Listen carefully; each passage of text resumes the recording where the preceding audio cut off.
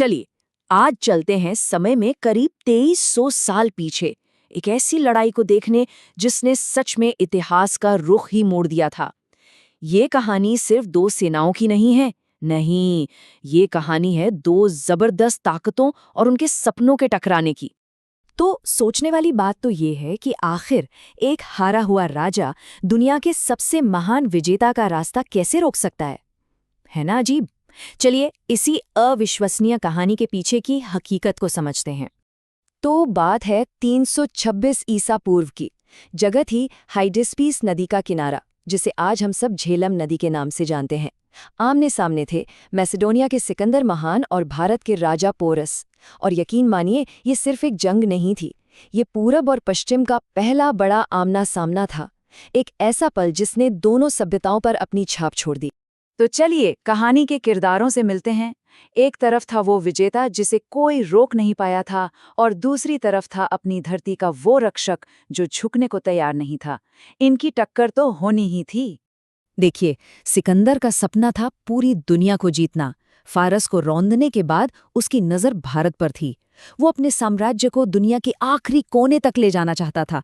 लेकिन उसके रास्ते में एक चट्टान की तरह खड़े थे राजा पोरस, एक ऐसा राजा जो अपनी मिट्टी के लिए जान देने को तैयार था। सिकंदर की तूफानी सेना के आगे कई छोटे छोटे राज्यों ने तो बिना लड़े ही हार मान ली थी, घुटने टेक दिए थे। लेकिन पोरस, वो झुके नहीं।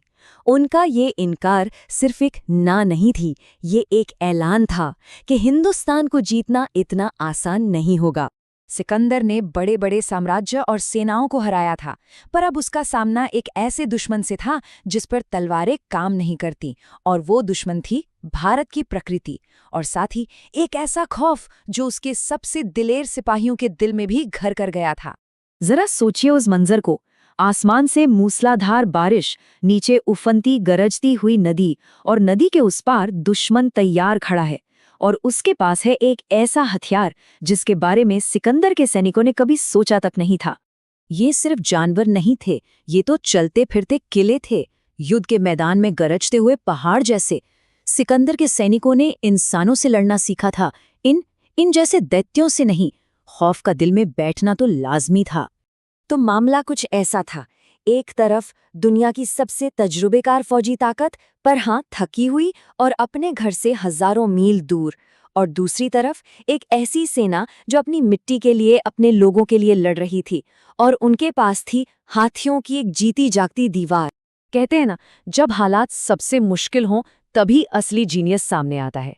सिकंदर ने एक ऐसा प्लान बनाया जो सैन्य इतिहास की सबसे साहसी योजनाओं में गिना जाता है। चलिए देखते हैं उसने नामुमकिन को मुमकिन कैसे कर दिखाया।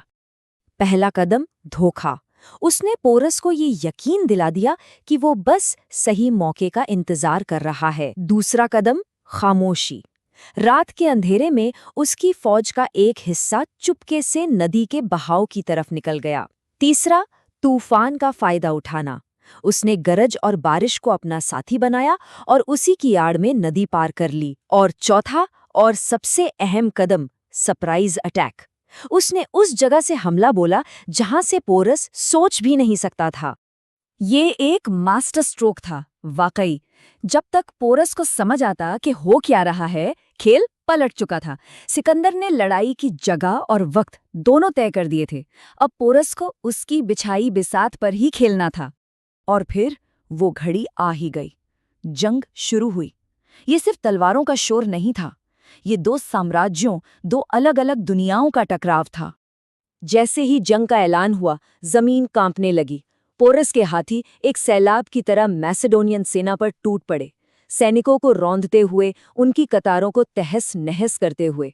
एक पल के लिए तो लगा कि सिकंदर की सेना का आज अंत निश्चित है। लेकिन यहीं पर ट्रेनिंग और अनुशासन खौफ पर भारी पड़ा। मैसेडोनियन सैनिकों ने एक बड़ी चालाक तरकीब अपनाई। उन्होंने हाथियों को नहीं, बल्कि उन पर बैठे महावतों को अपना निशाना बनाया। और जैसे ही महावत गिरे, ये विशाल जानवर बौखला गए, दिशाहीन हो गए। डर और दर्द में वो पीछे मुड़े और अपनी ही सेना को कुचलने लगे। पल भर में पोरस का सबसे बड़ा हथियार ही उनकी सबसे बड़ी कमजोरी बन गया। इस पूरी तबाही और भगदड़ के बीच एक इंसान चट्टान की तरह खड़ा था, राजा पोरस। जख्मी होने के बावजूद वो अपने हाथी पर डटे रहे, आखिर तक लड़ते रहे, अपनी सेना का हौसला बढ़ाते रहे। और मैदान के दूसरी तरफ से उनका दुश्मन सिकंदर ये सब देख रहा था, और वो इस राजा की बहादुरी से बेहद मुतासिर था। आखिरकार जंग खत्म हुई। पोरस को बंदी बनाकर विजेता सिकंदर के सामने पेश किया गया। सिकंदर ने उनसे पूछा, बताओ तुम्हारे साथ कैसा सलूक किया जाए। जख्मी पोरस ने बिना पलक झपकाए गर्व से जवाब दिया, जैसा एक राजा दूसरे राजा के साथ करता है। बस इस एक जवाब ने सब कुछ बदल दिया। सिकंदर ने उनके अंदर एक हारा हुआ कैदी नहीं, बल्कि अपनी ही बराबरी का एक राजा देखा। वो पोरस की इस शान और हिम्मत से इतना प्रभावित हुआ कि उसने वो किया जिसकी किसी को उम्मीद नहीं थी। उसने न सिर्फ पोरस को आज़ाद किया, बल्कि उनका पूरा राजपाट भी उन्हें वापस लौटा दिया। एक दुश्मन को एक दोस्त बना लिया। तो जंग तो खत्म हो गई, पर कहानी अभी बाकी थी। हाइडेस्पीस की इस लड़ाई का असर सिर्फ जंग के मैदान तक नहीं रहा, इसने आने वाले वक्त के लिए इतिहास का रास्ता ही बदल दिया। और यहीं पर कहानी का सबसे बड़ा मोड़ आता है, एक अजीब सी विडंबना। सिकंदर ने लड़ाई तो जीत ली, पर भारत को जीतने की जंग वो हार गया।